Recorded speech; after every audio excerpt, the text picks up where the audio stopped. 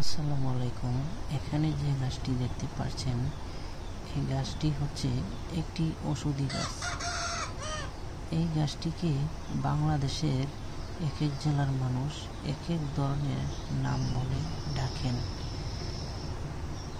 কিন্তু সবাই জানেন না এই গাছটি কোন কোন রোগের কাজ করে এবং কোথায় ব্যবহার করতে হয় এবং কিভাবে ব্যবহার করবেন।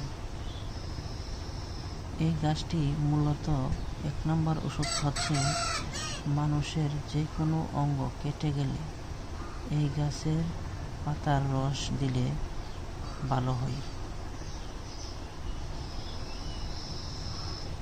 এবং এই ভিডিওটি যারা যারা দেখতেছেন, চ্যানেলটিকে সাবস্ক্রাইব করে পাশে থাকুন।